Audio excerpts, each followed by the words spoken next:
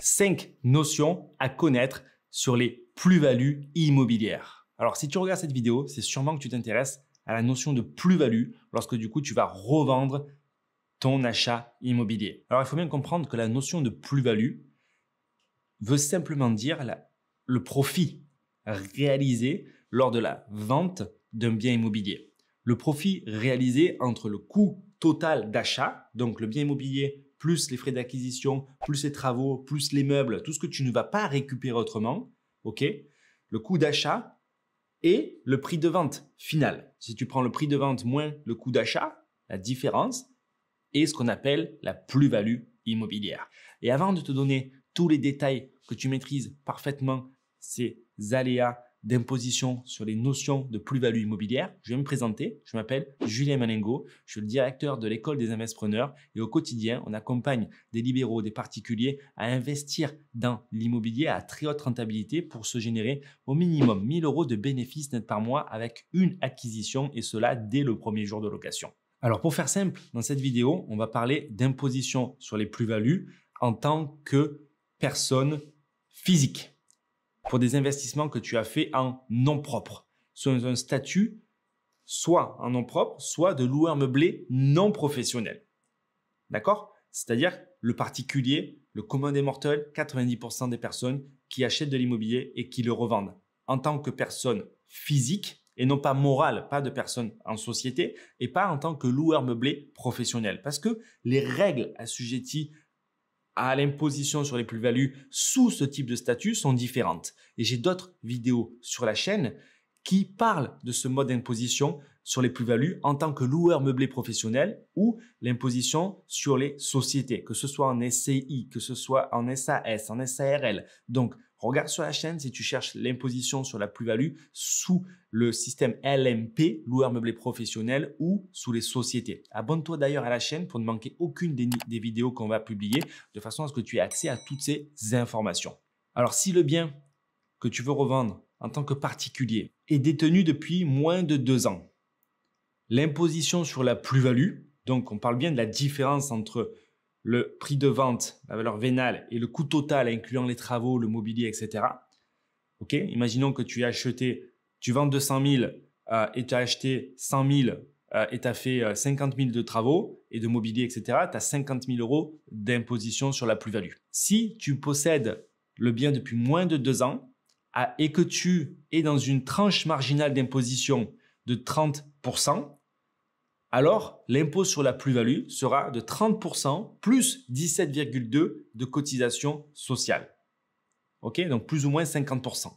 Maintenant, si tu es dans une tranche marginale d'imposition à 41%, c'est 41 plus 17,2. Si tu es dans une tranche d'imposition plus basse, à 11%, c'est 11 plus 17,2. Pour tous les biens que tu possèdes depuis moins de 2 ans et que tu vas revendre dans ce créneau, dans ce laps de temps. Si le bien a été détenu entre 2 et 30 ans, il y a un forfait qui est de 19%, auquel va s'ajouter du coup les 17,2% de cotisation sociale. En plus de ce forfait, il y a des abattements qui sont applicables à partir de la 6e année. Et c'est 6% par an au-delà de la 6e année. Et cela jusqu'à la 21e année. Et entre la 21e année et la 30e année, c'est encore 4% par an qui sont appliqués d'abattement. Donc au plus, on va attendre avant de revendre en tant que particulier ou loueur meublé non professionnel, au plus d'abattement on aura. On a dit précédemment un impôt sur la plus-value de 50 000 €. Si tu vends à la 10e année, tu vas avoir 6% d'abattement sur les 4 dernières années, donc de la 6e à la 10e. 6% d'abattement par an sur les 50 000 €. Donc 50 000 € de plus-value imposée à 19% de forfait plus 17,2, ça nous aurait fait 18 000 € d'imposition. Maintenant, si on revend au bout de la 10e année, comme on a dit, on a 6% d'abattement sur les 4 dernières années, soit 12 000 €. Ce qui veut dire qu'en réalité, si on vend au bout de 10 ans et qu'on a 50 000 € de plus-value, l'impôt sur la plus-value ne sera pas de 18 000 €, mais de 18 000 € moins 12 000 €. Donc 6 000 €. Tu comprends aussi que si tu gardes plus de 30 ans le bien, tu seras exonéré en totalité d'impôts sur la plus-value. La niche fiscale la plus puissante est donc le non-impôt sur les plus-values pour du coup l'achat et la revente de sa résidence principale.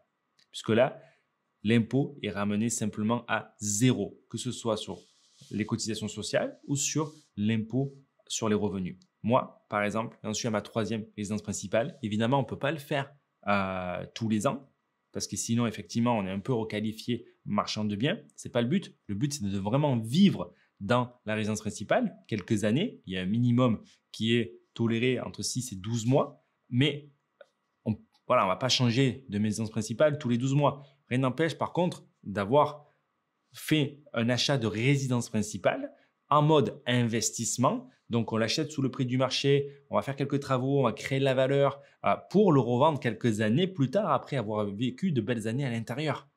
On n'est plus forcément à l'ère où nos parents restaient 20 ans dans la même maison et on peut toujours récupérer une grosse partie du gâteau sur la revente d'investissements locatifs, puisqu'en généralisant, on peut être imposé à 30%, ce qui nous laisse 70% du gâteau. Certes, ce n'est pas la totalité, mais c'est toujours mieux que rien. C'est des années de salaire, puisque lorsqu'on fait un investissement immobilier intelligent comme le font les membres de l'école des investisseurs, ils vont arriver facilement à se générer 50 000 € de plus-value nette. C'est une année de salaire pour certains. Si vous vous intéressez aux investissements immobiliers, si vous voulez acheter une résidence principale en mode investissement, vous pouvez regarder en description de cette vidéo. Il y a un lien qui vous montrera quelques exemples de projets qu'on a réalisés.